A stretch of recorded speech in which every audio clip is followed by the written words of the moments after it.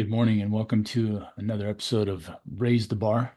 I'm your host, Troy Haynes, and it has been a minute since the end of the Olympics and the last time I went through and did one of these. Um, I believe the last time we were talking together, I had just watched the men's high jump final, and that was quite a show put on by Kerr from New Zealand and Shelby McEwen of the U.S. Some minor to major controversies there that, for me, that haven't really played out. I don't know, on social media or anything like that. But I have several friends that were much higher level high jumpers than I was. Um, uh, Talking with Doug Nordquist, I believe that day he texted me. First question was, why was there a jump off?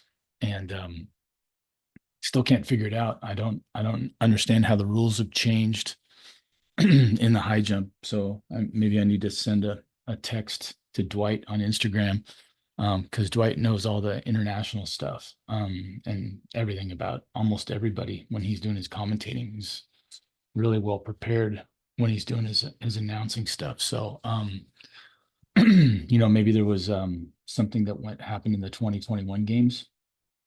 Now, in that situation, Barshim and Tamberi, from Qatar and Italy, respectively, were tied perfectly for the gold medal.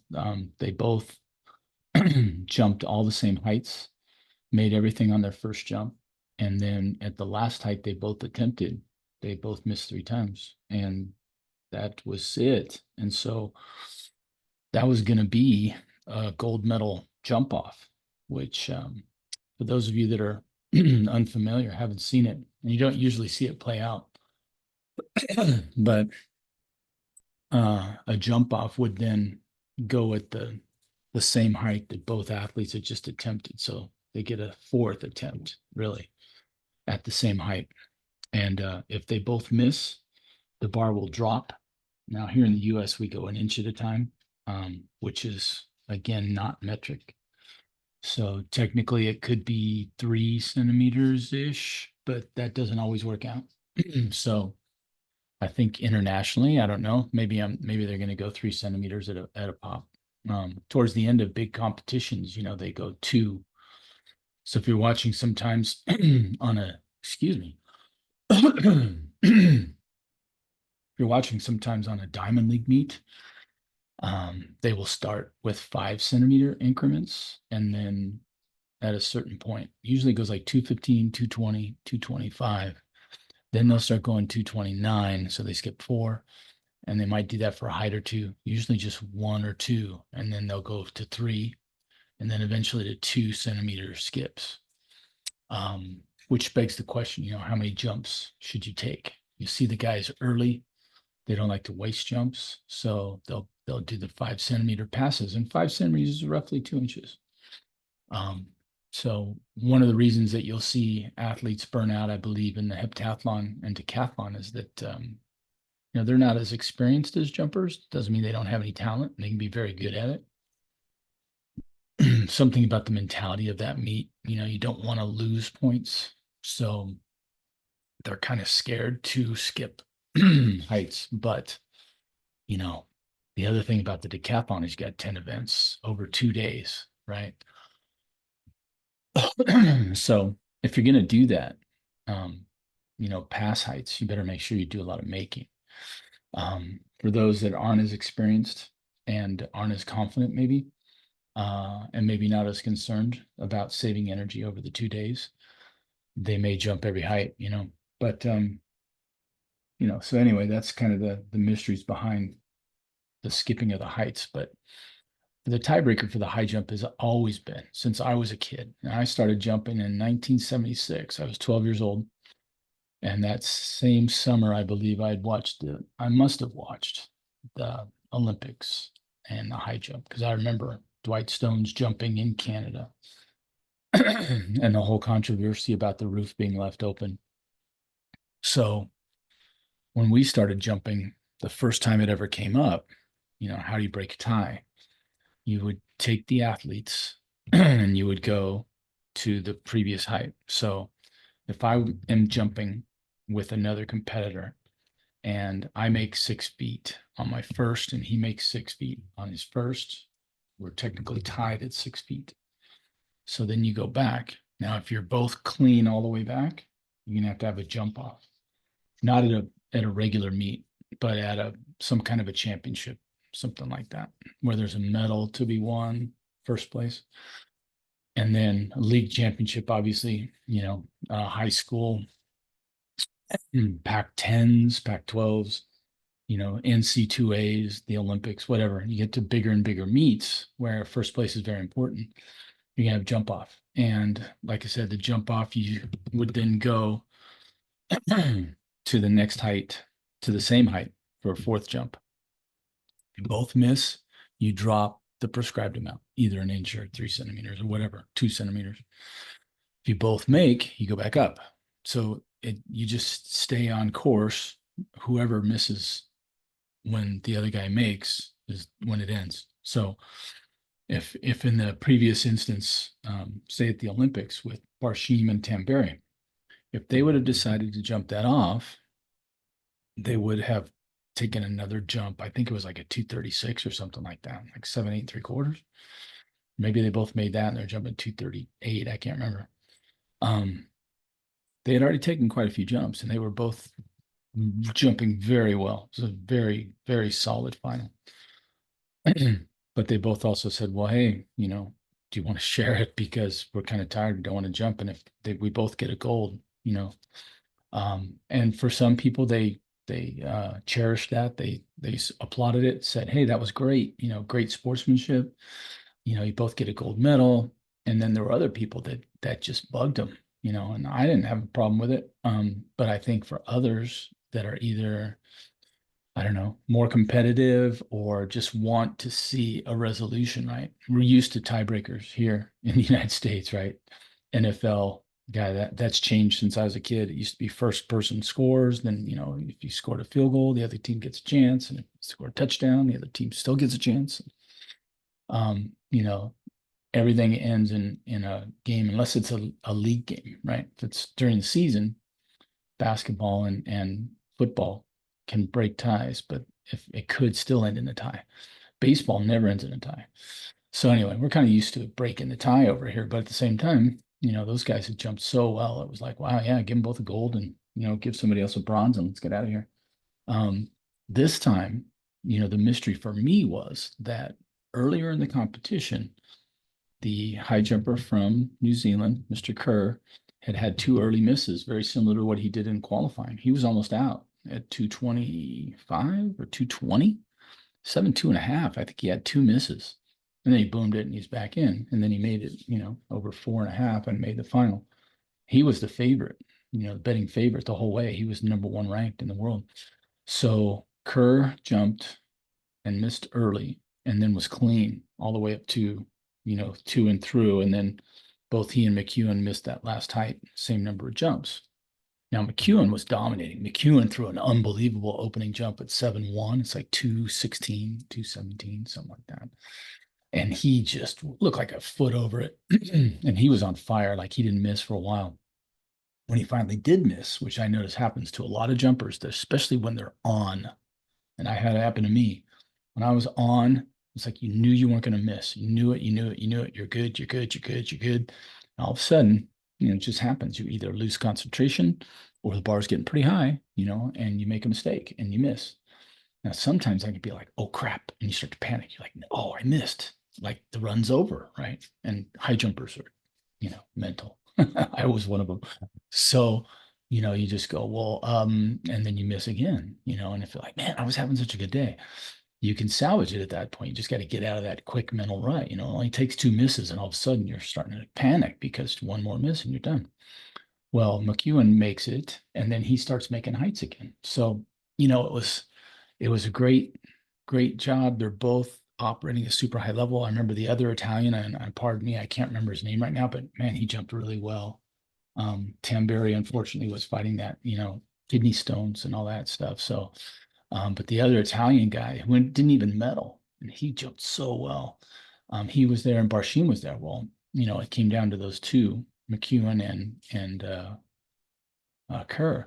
And then at his last jump, you could tell when Kerr went through, I thought at the time that he looked like, hey, if I make it, I make it. If I miss, I win. Because he had made, now they both had made a couple in a row. But when you go back, he had missed earlier and had continued to start making, and then McEwen missed later.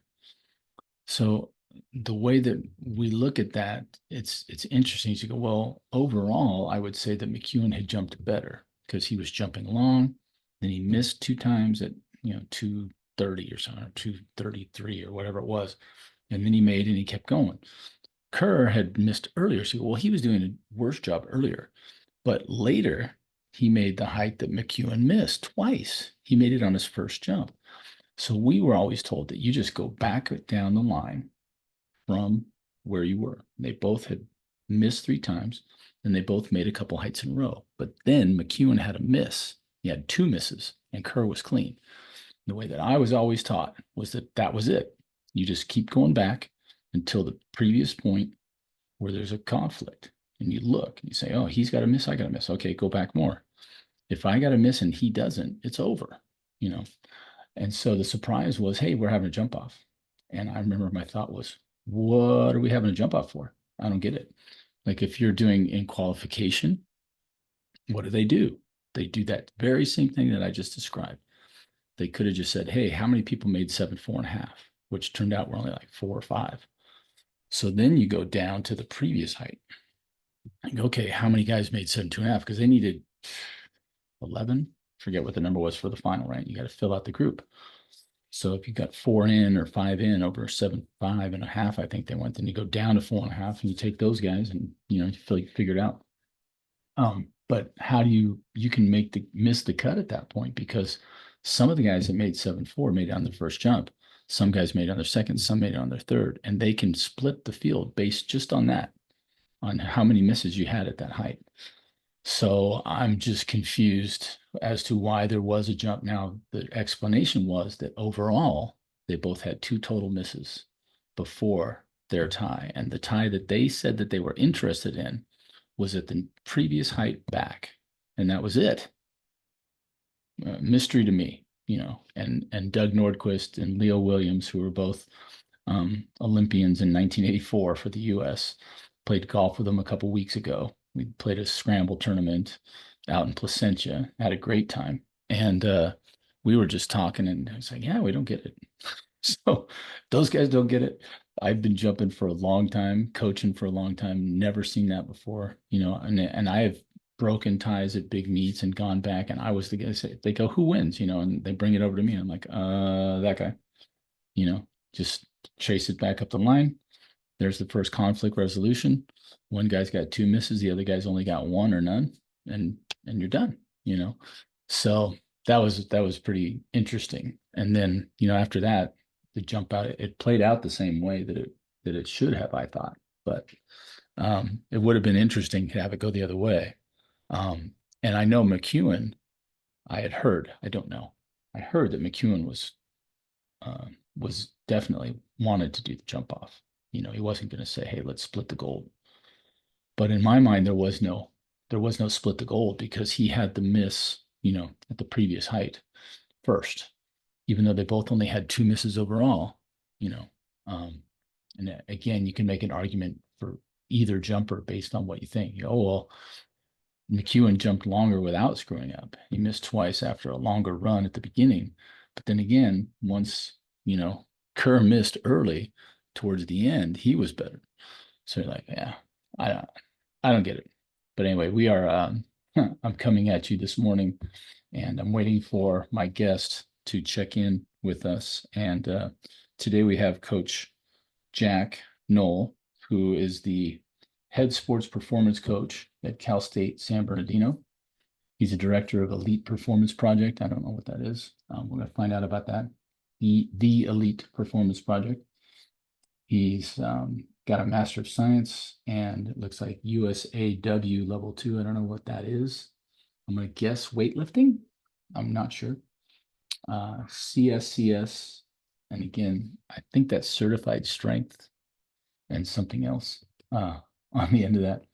You can tell I don't have a lot of these acronyms after my own name. I think I got a level 1 at USATF uh, 2 years ago when I was training Ezra Fretch for a short time. Um, they had a stipend that they would pay Paralympic coaches, and you had to have a level something training. So I went through that. But there are all kinds of other things that have happened. I'm a true dinosaur in the field of kinesiology. When I was at UCLA, getting my kinesiology degree, most people would ask me, "Hey, what are you going to do with that? You going to be a trainer?" And they meant someone who works in the training room, taping ankles and, doing therapy and stuff. And excuse me, um, that had never occurred to me. I was doing it from a sports performance basis, and basically that sports performance was mine. I was trying to utilize my degree by taking it and focusing on my own training, anything that I could do, to become a better high jumper. So it never occurred to me to do any of those things. Um, and I totally, I see the value. I I've spent more time in the training room than I would like, and I've spent time in rehab, due to injuries. One of my good friends and confidants and business partners is Dr. Tommy, and over at he's in Garden Grove, over on Knott Avenue, and he does amazing things in his physical therapy. He's got, doctor chiropractic. He's got all kinds of stuff. But when I have questions about training and the way things break down and everything, I check in with him for everything. And it's a different point of view, but to me, it's all different, parts of the same puzzle. So physical therapy is, recovering from injury. You could talk about, the knees over toes guy that I follow on Instagram, and his stuff is all, preventative, because he had a catastrophic injury and blew out his ACL. And during his rehab, found out that he got way stronger and was 5, 10 times the athletes that he was when he was, competing before he got hurt. And he's applied those things to training preparation, to make sure that what is he called? Bulletproofing, right? Which I love that idea. Of course, who wouldn't? So track and field, sports in general, everything right now it's so much money is involved that if you're paying your athletes $50 million a year, you'd like to see them finish the season, and you'd like to see them make it through the playoffs, right? If they're not um, competing for you. It's like money wasted, I for one, I'm watching the Christian McCaffrey thing with the 49ers right now, my beloved Niners.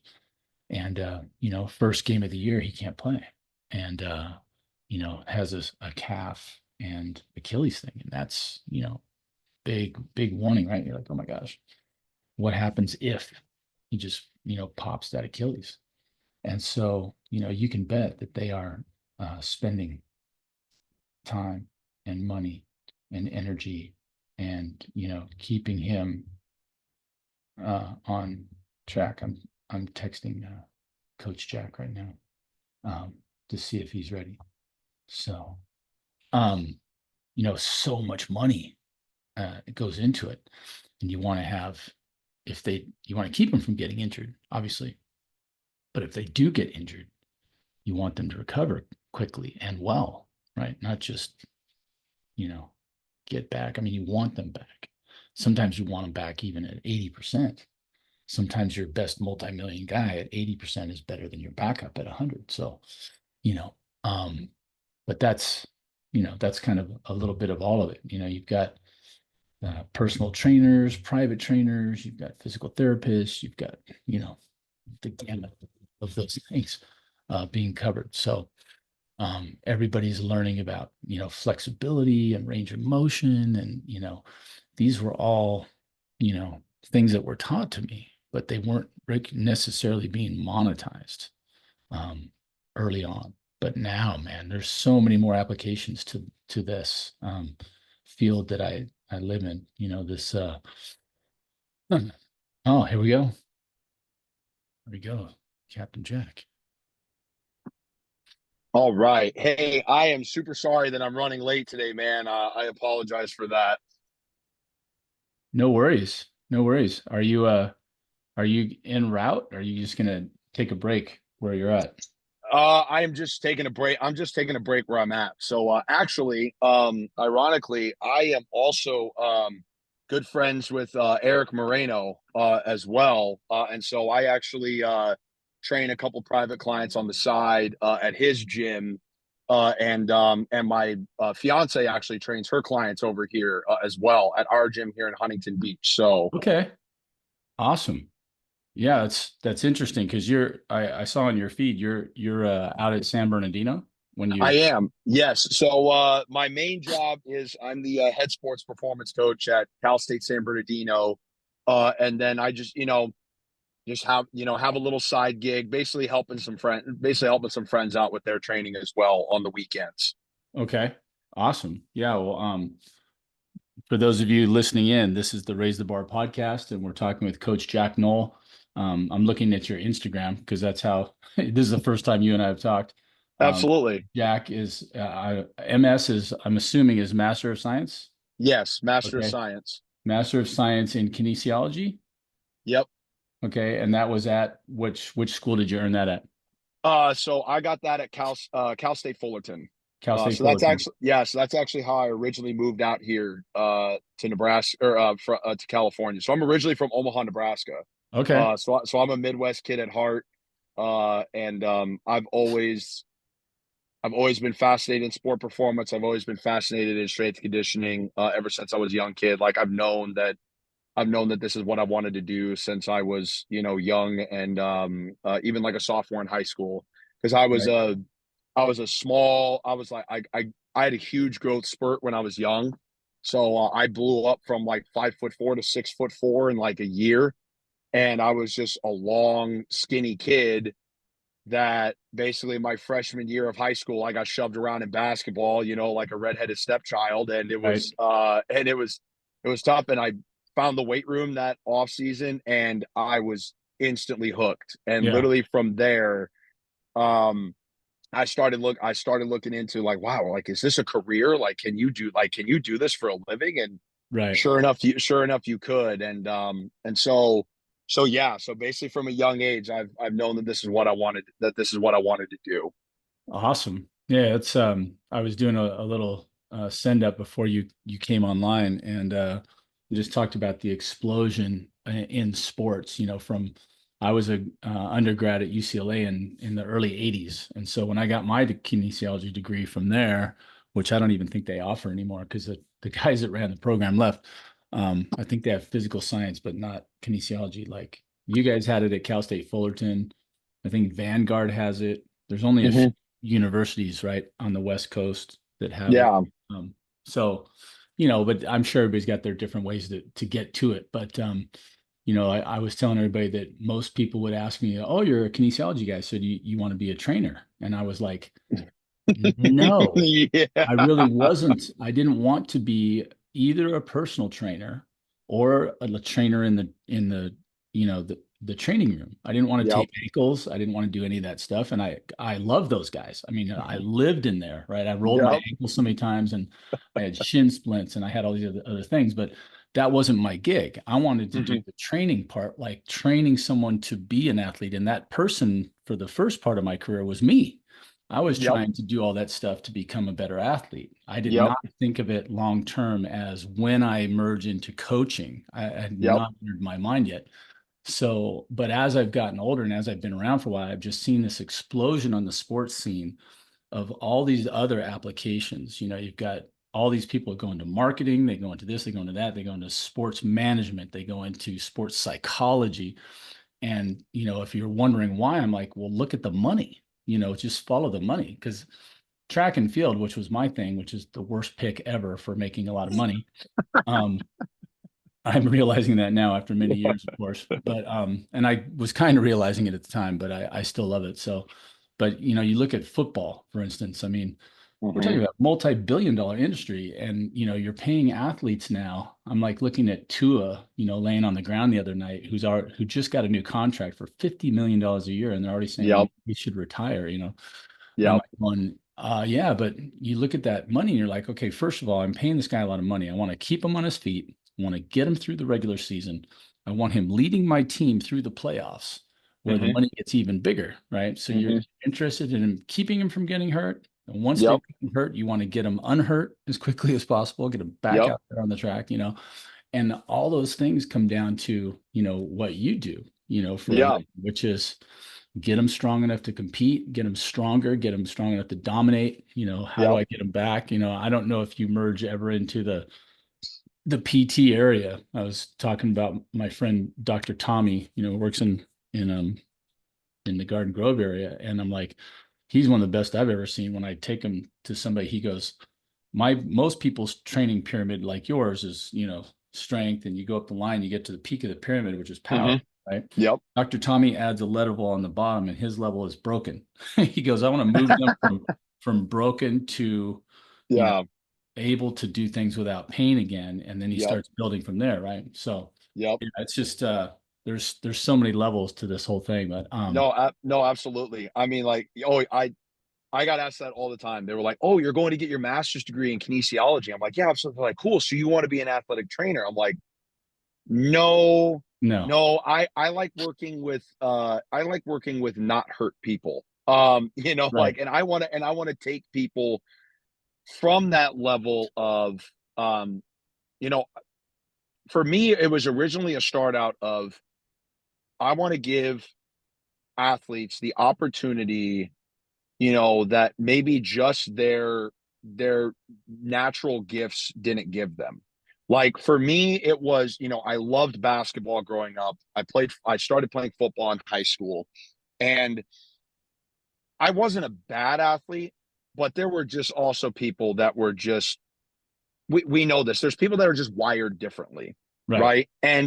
And so when I started lifting weights myself and started getting into strength conditioning and jumping and sprinting and all that stuff, and I saw what it did for my performance, I was like, that is so cool. yeah, I have the absolutely, opportunity to make a impact on human physiology to induce better performance. Like, oh my gosh, yeah, sign me up. I'm in, right? yeah, And now that's grow and now that's even grown, that's still like the root of it for me, but it's grown into like, okay, how can I take this high level person and make them elite, like, right, and take them to like a whole nother dimension and a whole nother yeah, level yeah, as well. And I was even just talking to my interns about it yesterday, how it's important for them, to understand the history and of the NSCA in particular, because a lot of them are starting, are getting ready to study for their C or have started studying for their CSCS test, right? And it's important for them to know that, like, hey, the NSCA started from football. Like Boyd Epley was the starter of all of it as the head strength conditioning coach at the University of Nebraska. And so it's good to know like where those origins and those baselines come from, because yeah, that's still kind of what a lot of that is based off of. But at Cal State San Bernardino, I don't have football. I mean, I have um, what the rest of the world calls football. So we have men's right, and women's soccer, but yeah, that is nothing like American football at right, all.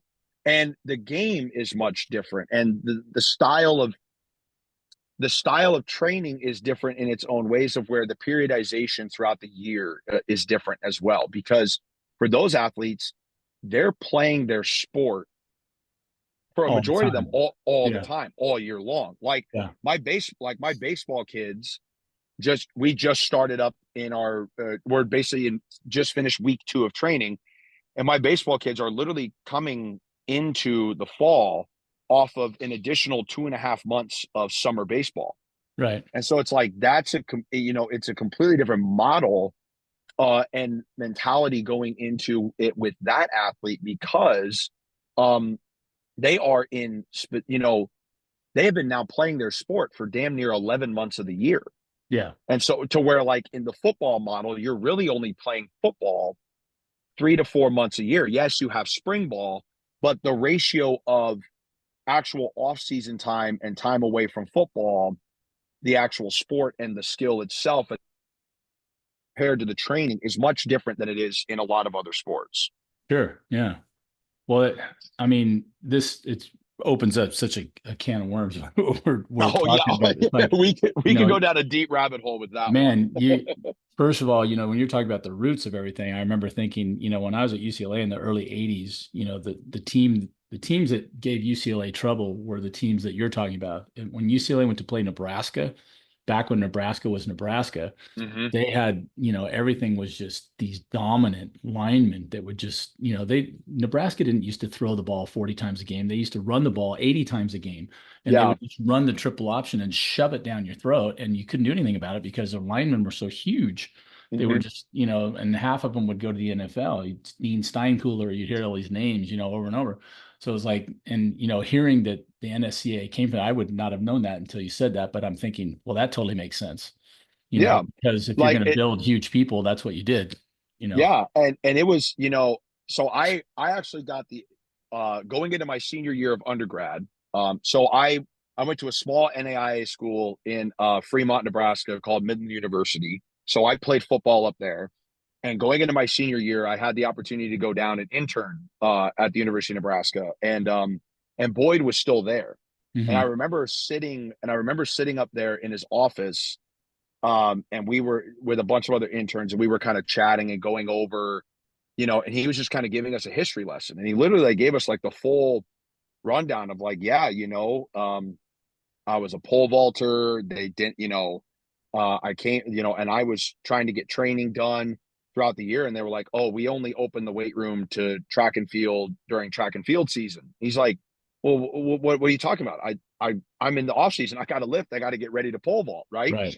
And so like, he gave us that whole history lesson about how basically him and some friends we're going to go out to Las Vegas and listen to the athletic trainers talk. And he had a bunch of friends telling him, Boyd, you just got to start something on your own. Like we don't need the athletic trainers. We need something for strength coaches. Like we need something for strength coaches because like, and shout out to my athletic trainers who work there, work as hard as they can Yeah. at our school, but they'll be the first ones to tell you that they are load management and load management and injury prevention, injury care kind of, they Right. see it from that side, right? So they're always looking at it from a protective side of things. Sure. Whereas me and you are looking at it, and all of us strength coaches out there are looking at it from a performance side of things. Like, Absolutely.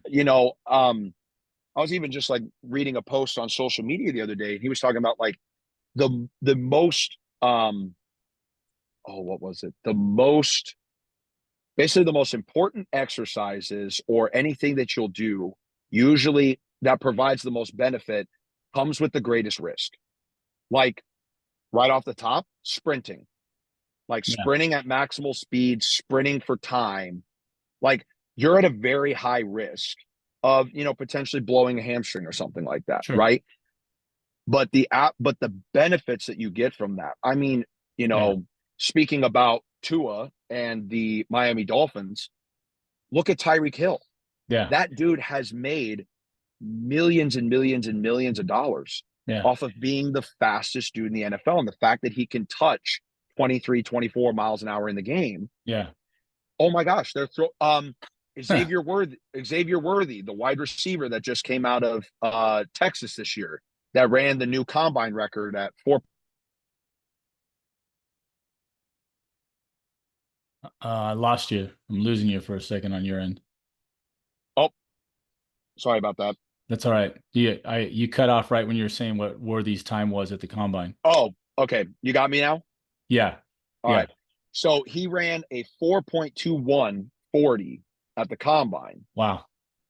jumped from like a projected third or fourth round pick. And I'm pretty sure he was drafted in the first or second round. I don't remember Yeah. exactly. And he gets drafted by Kansas City and goes out and balls out last Yeah. week.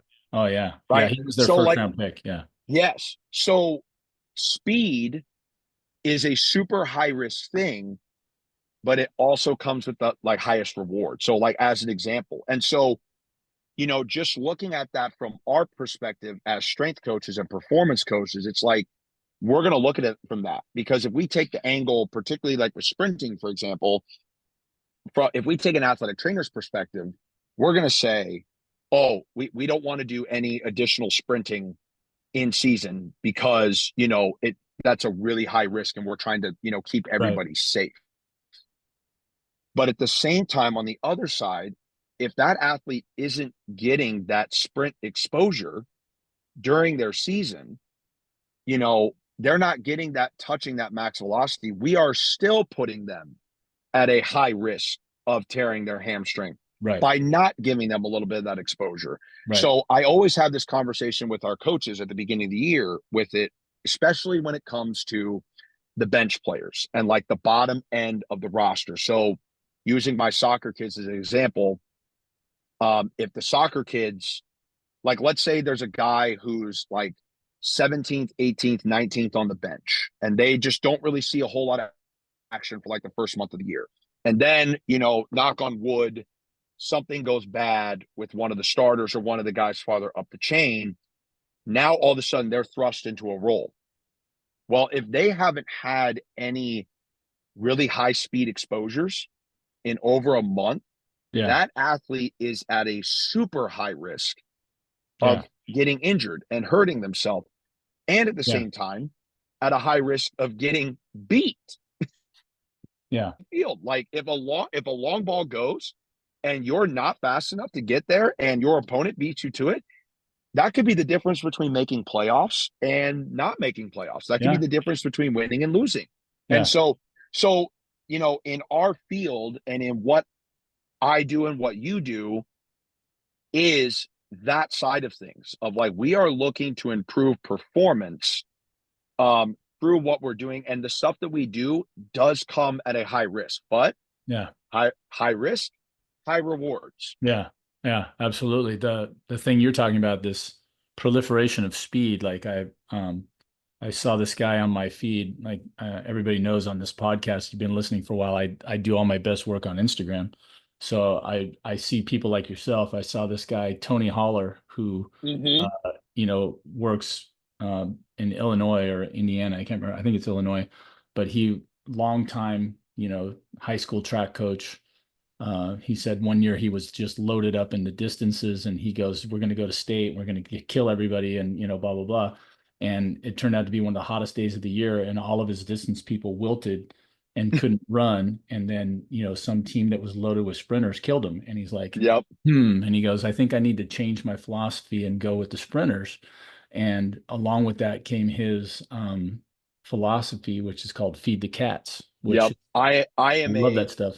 oh I am a huge yeah, we can go down a deep rabbit hole with that one, but I'm a huge Tony Holler fan. I'm a huge feed the cats system believer in it. It it's actually changed a lot of how I program in particular for athletes. He has had a massive impact on me, and not just on the speed side of things, but I've also even looked at it in the weight room side of things as well. Like that, that concept of microdosing in a sense and just giving it. And so I love how you started out where we talked about like your buddy's pyramid, right? Where he, it was like broken was the base, and then strength, and then power, and then speed, and then power, and how that went. Right. Um, you know, Tony has even changed my idea of what the foundation of that pyramid is, and it's rest, recover, and sleep. Right. And that's, particularly for me, who has a lot of college athletes who, I mean, you're going to be influenced by college. At college, Right. college is college. People, like I get it. I was there. But if you can start instilling just a couple habits of like, hey, make sure, like two big ones that I always give my athletes. Losing you again just for a second, coach. Your feed slowed down. Dude, sorry about that. I That's guess all right. I guess the connection out here is not that good. But You just came back. You were but talking about base college and how everything dominates from college, what you're doing.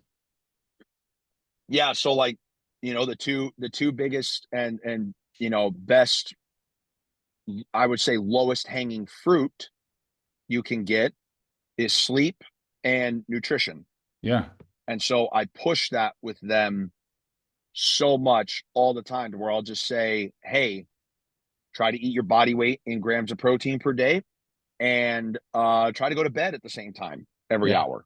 Yeah. And it's amazing what happens when they do that. Yeah.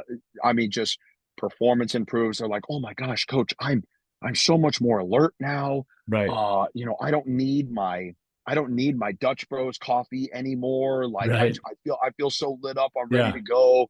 And I'm like, awesome. That's going to do so much more for your performance than anything that I would ever give you. So, I am a massive, massive Tony Holler fan. I've read and listened to almost all of his stuff. He has had a massive impact on me. Awesome. The that like whole thing, it's so fascinating to me. Like you said, it's just this proliferation of areas. It's like, there's certain things that have come back to me that have stayed with me my whole time. I remember early on at UCLA, I was taught to whatever lift you were doing, whatever, if it's a simple thing like a bicep curl, was to first of all work in both directions. Like when you're teaching someone how to lift weights the first time, I go, look, you can't just do a curl and then let the weight drop. I'm like, when you finish, you resist the other way. And then you start teaching them about, eccentric and Yep. concentric and isometric contractions. And you go through that. And it's like, but that it's a simple thing that has stayed with me that I know has its value because you're training the muscle throughout its whole length and you're doing all these different things. And I don't even know if they understood how important it was back then. But then I also, have come around to the fact that early in my career at UCLA, they told me, and my first guest on the show was a guy, Aaron Washa, who's out there. If you've ever seen Aaron's stuff, but he told me about isometrics. And I told him when I was at UCLA, they said, hey, there is almost no place for isometrics in our training.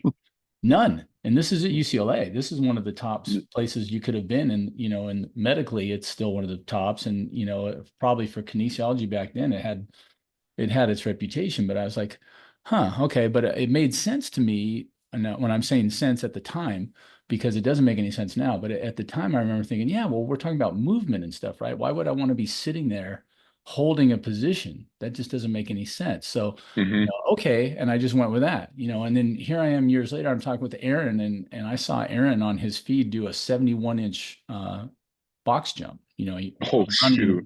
running in, but he's a white dude like 5'11", 6 feet. If I'm cutting you short there, Aaron, you can yell at me later. But he just comes running up and just boom, and I'm like, dude, that's like 71-inch boxes. I did 54 and I think some 60s when I was at UCLA, and I always had hops. So I mean, I don't know what I could have done with better plyometric training because that was first just coming out when I started doing that stuff. But I remember looking at that going, wow. And when I talked with him, he said one of the huge gains that he made was his isometric stuff. And I'm like, wait a minute, back the truck up, So I started learning about joint stability and, all the different things that happen through, now I've got, of course, my kids going in their squats, going down, 1, 2, 3, go down a little farther, one, two, Yep. three, hold, go all the way down, 1, 2, 3, and now pop back up. You've got your Yep. variations. So, and I just the other day, something popped in my head. I'm like, I wonder if anybody's ever done only eccentric training.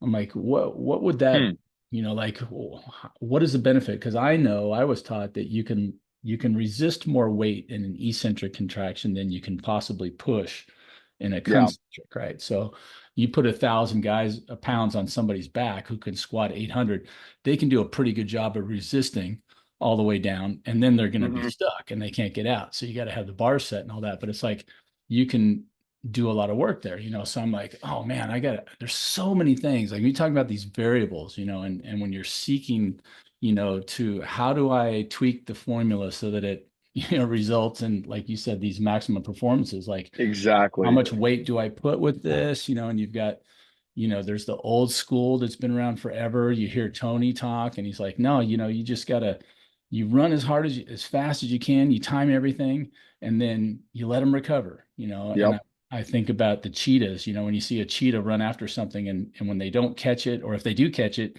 they sit there and hyperventilate for an hour. You know, they don't, there is no Yep. immediate other rep, you know. Hmm. So it's a really interesting, and you're talking about speed and speed being money. I mean, I know that there's, and it's competitive. This field is like, you know, you watch, if you can come up with the formula that helps someone go from a 4.3, which is not slow. You go from a 4.35, let's say, down to that 4.21, like you're talking about, you are talking about millions of dollars. That Yep. simple move from the third round up to a first round pick, they Yep. get more guaranteed money in their rookie contracts, you Yep. know, and somebody's going to have to, you know, get the cheddar for that, because that's a Yeah. big deal. No, no, absolutely. And it's funny because my my filter in terms of what fits into my program and what I do each day has really changed for years, of where there are certain things that have stood the test of time. Like, you know, let's look at, like you look at exercises that have stood the test of time. Squatting, hinging, pushing, pulling. You know, to get more specific, we could say back squats or front squats. We Hmm. could say RDLs or deadlifts. We could say cleans, hang cleans, power cleans. We can say bench, incline bench, overhead press, chin ups, you know, things like that. So like Yeah. those things have, those exercises in particular have stood the test of time, and they've stood it for a reason, because they work, Yeah. right? But now the fun part is what you're talking about, the changing of the concepts to where, like, hey, now when we back squat, for example, we're not just, you know, trying to get our back squat up to 500 pounds, right? Like now we can do a 4 week block of slow on the way down. And then we can go into another 4 week block of pause, 1, 2, 3, pause, 1, 2, 3, pause on the way Yeah. down. And different, you know, different things like that. And so it's more of that stuff for me that's really, you know, come into play with that, to where it's just like, for the majority of the athletes that I have, particularly at my school, a good number of them, like especially if they're freshmen, come in with very little strength conditioning experience or strength conditioning proficiency. Now, it does depend on the sport. So I would say it's, you know, it's very sport dependent when I say that. But like a lot of them just really need to build a movement proficiency first, Right. right? Yeah. Before, like, particularly with the weight room. They can, now they are already also coming to me having played AAU basketball, having played, you know, club soccer and high school soccer, playing club volleyball and high school volleyball, Right. you know, so they're playing their sports all year round. So their skill development is so big, Yeah. but so many of them don't have that base underneath Right. them. And so for them, they really need more of those old, you know, quote unquote, old school style things to Right. teach the movement proficiency side of things. And they get massive benefits from it, to where now we can apply more of these also, quote, newer concepts like slower eccentrics, statodynamics, isometrics, different things like that, to be able to help teach those positions and teach them to move, you know, Yeah. those weights and those bars in a better way, right? Uh, Instead of just saying, all right, first day, welcome to campus. It's max day. So let's see, Yeah. your 1 RM on your back squat, right? And it's like, no, that kid can hardly, sit on the Yeah. toilet properly, so Right. it's like, so it's teaching those like proper, Yeah. those proper movement, those proper movement styles for sure. But so when it comes to the weight room, for me, we don't really have to leave that stuff. Yeah. Like we don't really have to get away from squatting, hinging, pushing, and pulling. We don't really have to get away from that. What we can start to introduce more quote complexity to are sprinting, hopping, jumping, skipping, and those kinds of different variations. Because for a long time, I was a huge believer in they're going to get the majority of their stuff, those quote dynamic movements from their sport. And I Right. should complement them with the weight room, right? And lifting weights and getting stronger.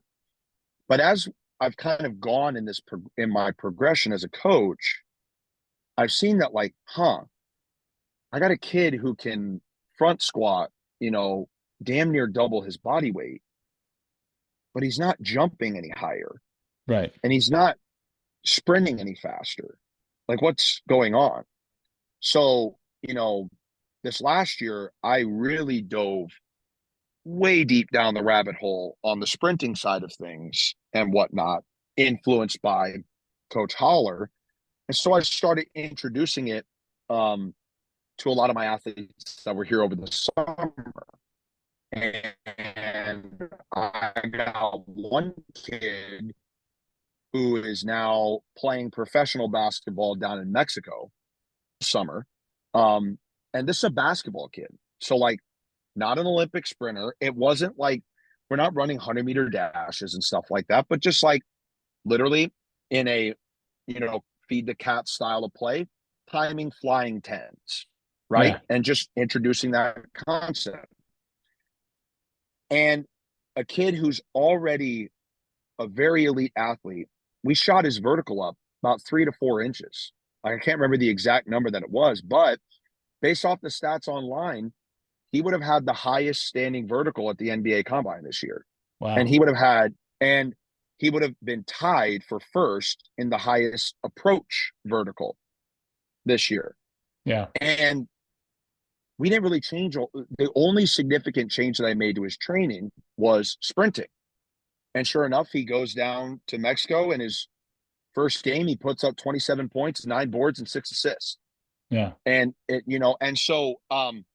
so for me, and the weight room didn't change. We front Yeah. squatted, we pressed, we did chin ups, we jumped in different directions, we did abs, we did all Yeah. your typical like gym things. But the biggest thing that we introduced, like the two biggest things that we introduced, was just a better plyometric progression and Yeah. sprinting. And Yeah. it was just, and so it's been one of those things for me in particular where I'm looking at this concept, this whole thing of sport performance and going, if we want to make such a positive impact on these kids, don't we want to give them the greatest opportunities to thrive that they possibly can? And if they're going to sprint so much and jump and hop and skip and change direction in their sport, shouldn't we also complement that in our own way when we do when we train? Like, just looking into your stuff, like with high jumpers, are you just going to rely on the actual high jump practice for Right. for their jumping practice? No, because if if high jump made everybody everybody's vertical go up, Right. and Yeah. just made them perform better, I would send everybody of my athletes to you and Right. say, hey, you need to go see Coach Haynes, and you need to go work on your high jump because that's going to improve your performance. Right. Right. No, same idea of like, hey, if you go play more basketball, you will jump higher. If you Right. go play more soccer, you will run faster. There is a little bit of merit to that, but when you get to a certain point, and like for a Yeah. complete novice and an athlete who's never sprinted before, if they go start playing soccer, yes, they're going to get faster. Like Yeah. that absolutely happens. Sure. But what about that soccer kid who's been playing since he was 7 or 8 years old? Right. Right. How do we get that kid faster? What about that basketball kid who's been playing since he was 8 years old? How Yeah. do we get that kid to jump higher? And so it's that introduction of things to where for sure, it at the end of the day, if we can have that kind of positive impact on them to where then it leads to going from a third round pick to a first round pick, it Yeah. leads to you getting signed by a first division team, down in Mexico, to where now like you might get invited to the G League or something Right. like that, Right. right? Like if I can have that kind of if we can have that kind of impact on them, uh, we've won. We have Yeah. literally won. Like that is a victory in my book. Absolutely. Yeah. I just watched, my wife and I watched Hustle last night with Adam Sandler on Netflix, the Yep. basketball Yep. one.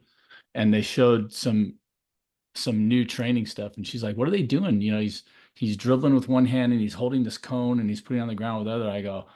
I could give you a bunch of ideas why I think it's important. I don't know who developed that, but I'm like, and then they showed the stuff where he's dribbling and touching a light. He's doing this, and I've seen some of that stuff with Yep. receivers because they want to increase their hand-eye coordination and their accuracy, right? So Mm-hmm. they're having to all of a sudden go like this. They're chattering feet, and all of a sudden they're like, only touch the blue line when it pops up. The blue light, boom, like that, or Yep. whatever. And I'm just like going, yeah, it's just unbelievable. You've got people that are pushing the envelope and trying to find ways to improve the performance. And like you said, the thing that came to mind for me when you were talking about that, the idea of, oh well, if I want to become a better basketball player, I just got to play more basketball. And like you said, that's true. And then there's also a point where you go, okay, now that I've been playing basketball for a while, how do I get better now? So it's like at Yep. that point, it always comes back to sports specificity. It's that thing that we're talking about. It's like you whatever you're doing with your training, whether it's sprints or plyos or this or that or the other thing, we're trying to make a better basketball player. So if I can Yep. make more explosive and all these other things, great.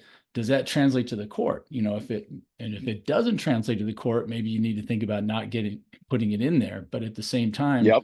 if it can, you do that. And I think, I've used that example for people and I say, well, I've tried to do this progression. I know how important back squats are. Okay. I was a 6'3", 180-pound skinny, quote, skinny. My mom was always worried about me dying playing football. I was a free safety at Millikan High School. I made it through relatively unscathed. I still have some injuries that are lingering from then, but I loved football. And, I was one of those most high jumpers when you talk to them. If you say, "What position did you play?" I can almost guarantee they were free safeties because I have met so many that were just like me. Yep. I wasn't super fast, but I was smart.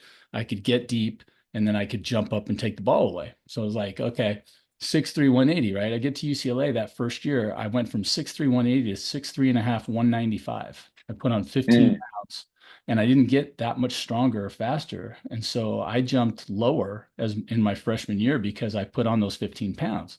I Yep. wasn't fat. I just wasn't as explosive. So my Mm-hmm. second year, I was training in the weight room. I remember Tom Ramsey, the UCLA recently graduated quarterback who got drafted by the Patriots, was in there. There's always a tiny, slower season at UCLA in the summer. So I had no problem getting down the weight room. And I'm like, you know what? I'm going to put on some power. And I got my 1 rep max, back squat to, all the way down 400, right? Nice. And when we came back that fall, I 5-stepped 6'10 3/4", which was my peak jump as a senior in high school. And the first time I made Gee. 7 feet that year was from a standing 5-step. And I took good jumps at 7 too. So I tell everybody, I go, back squats were huge. I go, if you're going to do anything, you get that explosive power from back squat. Yes. At the same time, I've come to believe in as a sports specificist by nature that I'm thinking, when do I use two legs at the same time in the high jump? And I Yeah. don't. I use one leg and I need to start. So I've Yeah. made a move towards single leg lifts, all of those, the squats, Yeah. the cleans, the everything. If I can do a And one-legged version, I want to do that. yeah. And I think, and for me, because like for sure, like we can, we can look out and see, the Mike Boyles of the world, really pushing like the single leg stuff, Hmm. and whatnot. And for sure, like definitely like listening to a guy like that definitely makes you like think, right? But I would say this when it comes like to your story is so very, very typical in the sense of like an athlete gets stronger, they start jumping higher. And it's like, hell yes. So now they're in their mind, okay, if I take my back squat up, Right. I jump higher, right? That just instantly gets drilled in their mind. But also, you have to think too of how much history you already had of jumping Right. leading up to that. So what back squats became a supplement to your jumping, to where Yes. now you were able to complement your jumping and your jumping capability with some more force production behind you, right? Right. Where a lot of even like my student, like, and I try to, I work to try to explain this to my student. I tell my student athletes all the time, I want you to understand this training process. Like, this is your program, this is your team. I Right. want you to understand why we're doing the things that we're doing. And so, you know, in their heads, they make that correlation. They go, okay, back squat equals jump higher, which means get back squat up, keep Yes. pushing back squat. Okay, sounds good. But that also comes with diminishing returns at a certain point, Absolutely. right? Like there's essentially a certain point where you have to say, wait a minute, I'm 200. So like I personally am 225 pounds. If I got my back squat to 500, would that make me jump higher? Potentially, maybe Right. not, might not. I can tell you that when my back squat was at its best and its heaviest, my standing vertical at the time was lower than what it is now, right? Right. And what I've done more recently now is introduce a better and smarter and slower ease into it plyometric progression. Right. But that's also because now on the flip side of that, I've had coming from a football background, I've had such a long history of heavy strength training Great that now base.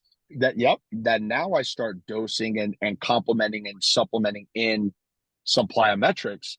Now it takes my Right. game through the roof. And so what happens, that I see with so many of my athletes is um they will basically go and say, see that and go, okay, increase your back squat. So I'm just going to push my back squat. And they ignore the other stuff. Right. And they Right. ignore, so they're just like, okay, I'm going to increase my back squat and I'm going to play a lot of basketball. That's going to help me jump higher. Yeah. And then they come back after the summer and they haven't jumped higher. And they're like, well, what's going on, coach? Like, what do you mean? I'm like, well, did you hop this summer? Did you skip this summer? Did you actually work on your jumping at all this summer? Well, no. It's like, well, okay, let's start doing that. Then all Yeah. of a sudden we start doing that in complement with that big back squat they've already built, and whoop, they go through the roof. And so Yeah. it's a balance of everything. Like anytime one of our coaches brings a recruit in to meet me and to visit with the place and they're doing their campus tour and whatnot, I always tell the athlete, I'm like, this is where you build your base. So I always use the example of the Great Pyramids, right? The Hmm. pyramid is just a perfect example. I'm like, the top of that pyramid, recruit is whatever you want to accomplish in your sport, right? Could be all American, could be all Hmm. conference, could be national champion, whatever that is for you, right? The base underneath of that is everything that I do. And everything that I give you gives you that foundation underneath of yourself Yeah. of basically being a very broad topics and broad concepts. Like when you're training, your high jumpers, when you're training them like in the weight room or with like a plyo progression, you're working on very broad concepts of Mhm. speed, power, strength, and the likes, right? And Right. timing and rhythm and whatnot. And then when you go to actually high jump, now you're funneling it down into a more specific Right. thing, right? And that's exactly what our job as strength conditioning and as sports performance coaches is to give our athletes a big general base of athletic capabilities of power, speed, and strength. And then they can go to their sport and channel that into their sport and into their skill. Yeah. Yeah. It's I'm just thinking of all the different things, like you said, that there's so many things to take into account. Like you said, how much do they train? The thing that you said that resonated with me too, which is it's so American, and I'm sure it's human first, but it definitely gets us here in America, which is if a little bit of something is good, then a lot is better. And a You know, lot it's is like better. Yep, you, absolutely.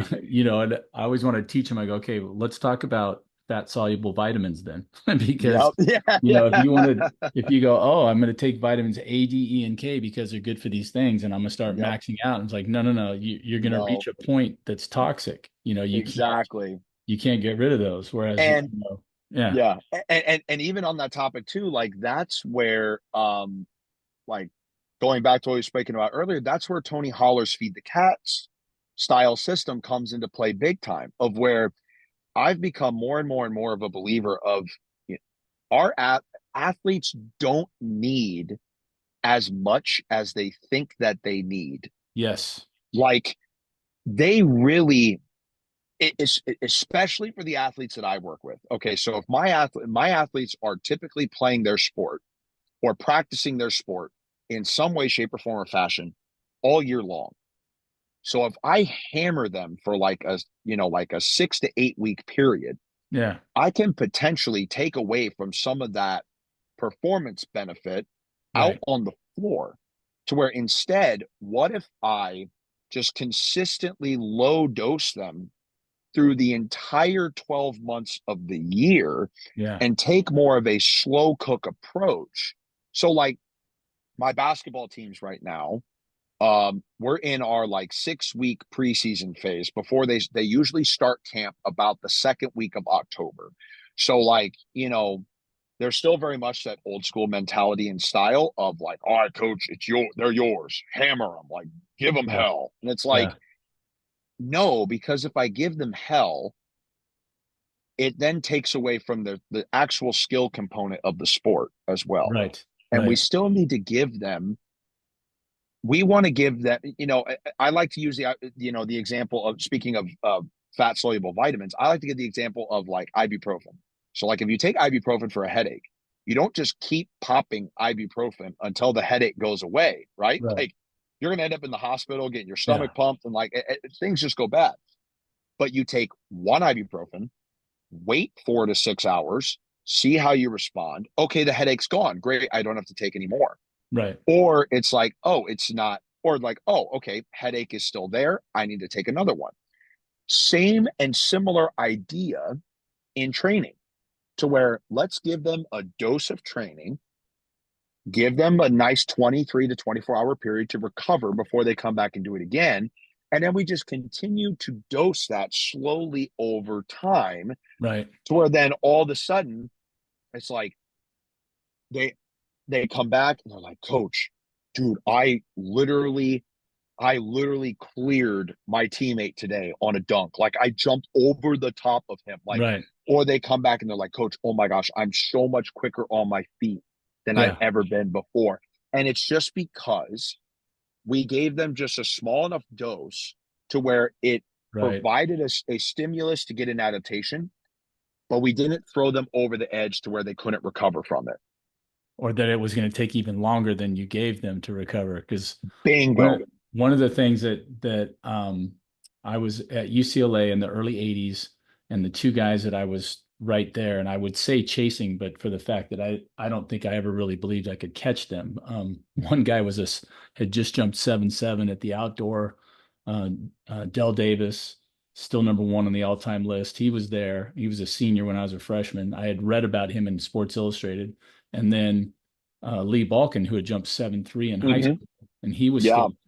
And Lee and I trained with Lee and Dell for 2 years straight, and Lee for sure too. I remember Dell was kind of on and off because he had a knee injury, and they. I remember talking. We did crazy stuff. Like we used to jump up and down Jan steps. We were doing 7 stair jumps, and high level, this, that, and push, push, push. And you just kind of can't avoid it. The weight room's there and the competition is fierce. I was number 7 on the list when I got there as a freshman walk on the team, and I wanted to make a travel squad. So it's just the competition to make it onto the team was one thing, let alone Hmm. your goals. And after all that, I had a terrible freshman year. We talked about the transformation sophomore year, but when I talked to Dell or Lee in particular, Lee left UCLA and immediately jumped 2 or 3 inches higher than he had at any time that he was at UCLA. Mm.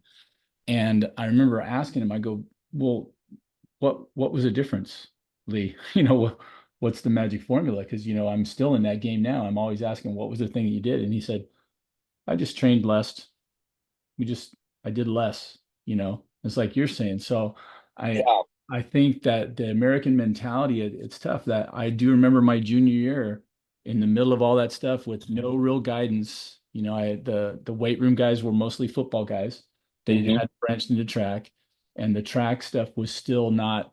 There was nobody saying, "Here's your workout." Like I said, Dell and Lee were more my coaches than anybody, and they're like, "Yeah, you should probably do some squats and some cleans." And there was no program. You just kind of figuring it out on your own. And when you're going through that, it's just it you Yeah. I'm just wandering. I'm Yeah. wandering through the Ab- wilderness. Absolutely. Which I would rather my student athletes leave the weight room, leave our sessions feeling supercharged than feeling fried. Yes. Like Yes. I would rather them walk out of the door and be like, I can conquer the world. Like if Coach Jack asked me to run through that brick wall right now, I actually could do it Yeah. because I feel like the Flash right now. I feel like Captain America. I feel supercharged. Yeah. Yeah. And If they walk out leaving like that, that's a victory because yeah. now they're going to recover from that and they're only going to charge themselves up Yeah. even more. Like when like sometimes with superhero movies, if they get like too pent up, it throws them overboard, Right. right? So like, for sure, the American mentality and the American training mentality too is also very bodybuilding driven. Yeah. Like I don't remember if it was a documentary or if it was a podcast I was listening to. I don't remember, but this guy was talking about just how much of an influence Arnold Schwarzenegger had Right. on training in America. And like as I thought of it, I'm like, oh my gosh, you are 100% right. Like when people first saw those movies, like okay, I'm only 30 years old. So like I don't remember when like Conan the Barbarian and like Right. Terminator came out, but Yeah. like you probably remember like Yep. you saw a guy like that and you went, "Oh my gosh, wait, Yeah. I can make my body look like that?" Yeah. Oh, I'm in. And of Yeah. course you see his training style and yes, it can make you look like that. But if training like that also made you run as fast as Usain Bolt, Right.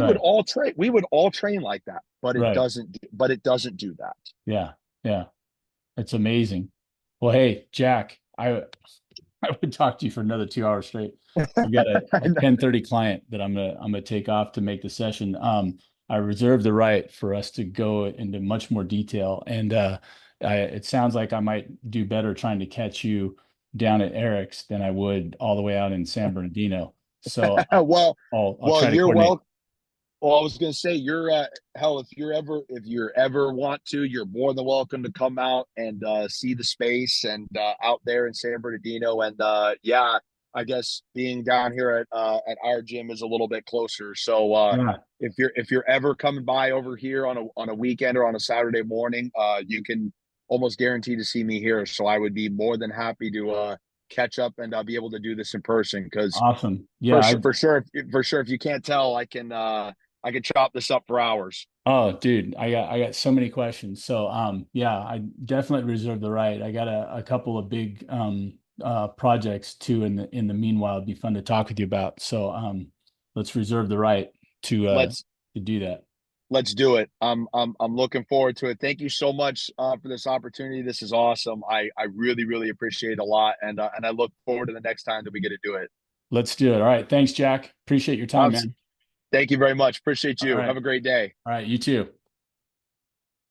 All right, and that was our new our biggest, bestest buddy and new best friend, uh, Coach Jack from San Bernardino.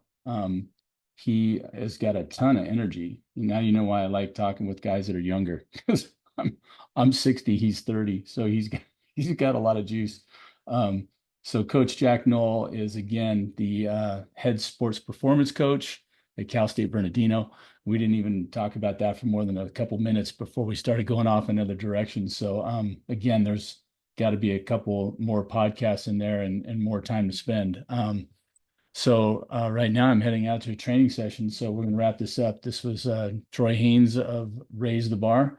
And we were spending some time talking with Jack Noel. And we're going to wrap it up. Thanks for listening. And we will do this again soon. This may be the end of our fall season on Raise the Bar.